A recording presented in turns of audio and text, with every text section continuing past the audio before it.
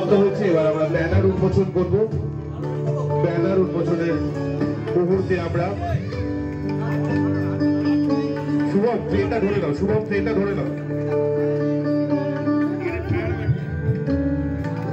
আর একটু জোরে বাজিয়ে দাও, সবাই হাততালি দাও।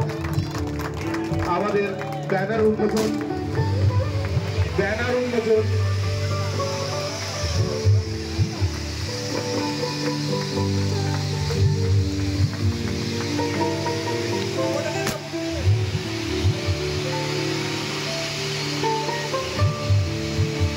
সুমিত্রা দেবী চাঁদের মাতা রানী জাগরণের 14 বর্ষের শুভ সূচনা।